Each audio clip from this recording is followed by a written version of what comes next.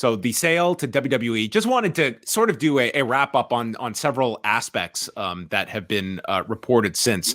One of them was a quote from Mark Shapiro, one of the executives at Endeavor, that he gave to Sports Business Journal, noting that we're going to run the UFC playbook. The opportunity to put Vince McMahon's creative head with Dana White and Ari Emanuel is going to create a significant amount of value for shareholders. And that's what fans, they're rooting for, value for shareholders. That's going to be the chant. But interesting when you interpret what that will mean, run the UFC playbook, and how much to a T do they follow that. I did not expect this to be the predominant topic that at least has been people reaching out to me or commenting to me, but it does make sense from a fan point of view. It seems that the biggest concern is these pay-per-views from WWE and going back to asking you for money. And I definitely sense like if that is a thing, I don't believe it would be a thing until this deal with Peacock is up at the earliest. And we are only in year 3 of a 5-year deal.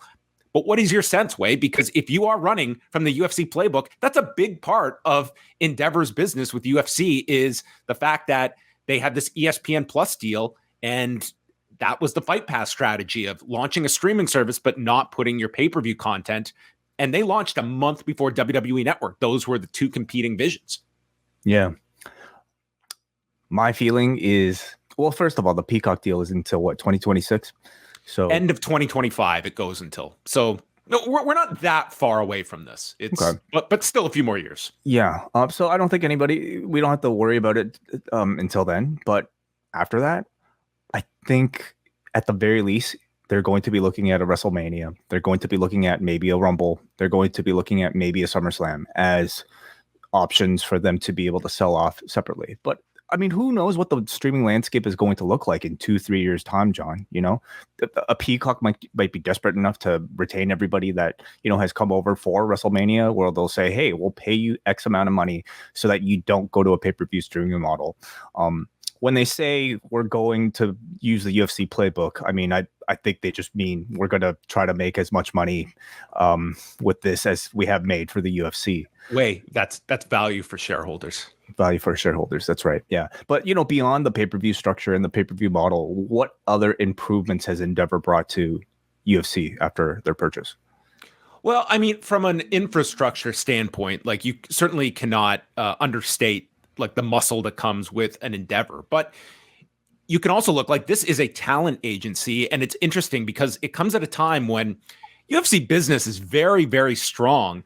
But do they have that crossover figure? Like you can argue Conor McGregor, but it's almost as though he has been like he's only had so many fights during this Endeavor period. And I think many people look at him like he is in the kind of twilight of his fighting days, even when he comes back against Michael Chandler, how many fights he has left. But in terms of like taking these fighters and making them these larger than life superstars that have crossover appeal. Like I do think like they are some big names in combat sports, and some of their pay-per-views, they have certainly driven up their star power on pay-per-view. But I don't know if we necessarily have seen that crossover. And that would be something that you would think that like an Endeavor would have a pretty solid handle on, especially when you're talking about from the pro wrestling space, everything we hear about the intellectual property of these that WWE controls, all of it. And you would think an Endeavor can exploit that. Certainly, yeah. I think professional wrestling and the WWE offers way more potential, you know, talent agency, I guess, benefits than a real sport like a UFC would. You know, professional wrestling exists really in both realms, equally Hollywood, equally sports. And I'd be very curious to see what sort of creative options we get out of that particular relationship, not just even mentioning the UFC side of things. But how does this change the UFC? Does it change it at all, having a WWE and having this new infrastructure attached to it? Well, what's the level of crossover you see? Like, certainly from a promotional standpoint, I think it makes all the sense in the world that when there's a big fight, that you have an incorporation of certain fighters coming over to Raw to promote it in the same way we see with any other celebrities, that they weave into just a guest host type of role, that type of thing. Mm-hmm. I don't know if the right circumstance came up, you could see a fighter crossing over to do a celebrity match. I don't see it as much going the other way. Although a real interesting one is Gable Steveson.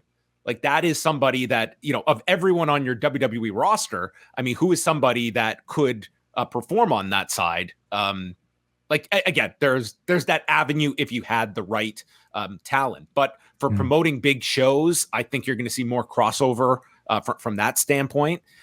It also becomes interesting because you were talking about all these different networks as well that are under this umbrella, like an ESPN, a Fox, an NBC. And we've seen how it's worked with WWE, even though you have SmackDown that is promoting everyone towards a Peacock for its big events. But it has worked. Like, they have been able to, there hasn't been any restraints in that side, but you are just bringing different competing brands that are all, hopefully you're going to have that ability to promote one another. But what kind of crossover do you expect down the road? Like, beyond the advertising, and seeing maybe Paul Levesque appear on a UFC to talk about something, or maybe a Brock Lesnar even, showing up on a UFC to promote a match or something like that. I don't know how much I don't know how much the audience wants to see it. It's certainly, I think this is a lot more sensitive for the MMA fan than it is for a professional wrestling fan.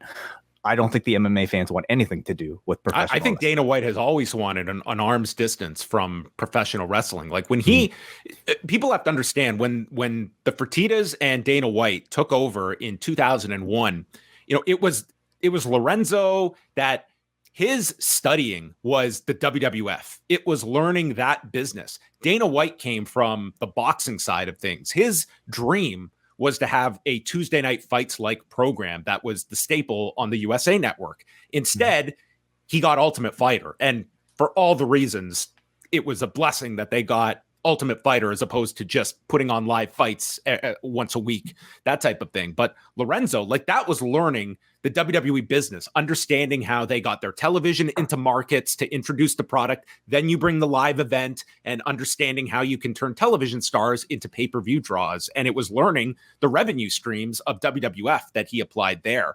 But Dana White, he was someone that notoriously he cut down on some of the showy entrances and such that they tried pyro for a time. Their audience didn't want pro wrestling. I think that they enjoyed certain aspects that came with pride, but they did not want to be a cousin to professional wrestling. And I think that's where Dana came from. And what was less so when Impact was on Spike, it was very rare that they would have cross promotion on a UFC broadcast. They did it a few times when Hogan was coming in, but it was always, to me, sort of an arm's length away from professional wrestling. And, he has always been very polite, or has never took a public knock at Vince McMahon, even though there have certainly been, times along the way where Vince McMahon has, been very combative with the UFC. And didn't he offer Dana a fight? He wanted to wrestle him at WrestleMania when they were trying to put together the Undertaker and Brock match together. And again, there is WWF sending the Undertaker to the Cain Velasquez fight with Brock, and there they shoot an angle right on the floor, like at a UFC broadcast. So it's an interesting history. Right down to that WrestleMania story of Dana going to watch Ronda Rousey's first match and getting the crappy tickets. Remember that story not all that long ago? Mm-hmm. I bet he'd get better WrestleMania tickets for future years. Very likely. Yeah. So it's interesting, but I think Dana White as well, he is very much a team player when it comes to the Endeavor ownership, and will go along with what needs to be, like, once you are, that, like, this is the team that you were on. And it's a lot of interesting personalities, as we talked about this week. Very much so. Yeah. We're back on Thursday for Post Wrestling Cafe members with our review of The Art of Wrestling from November of 2014, featuring CM Punk on the show. We will be diving into that entire interview. $6 to sign up. It gives you access to all of our bonus shows, and we've got 3 coming up over the next 3 days for you. And as well, you can subscribe at video.postwrestling.com to get video versions of all of our cafe content.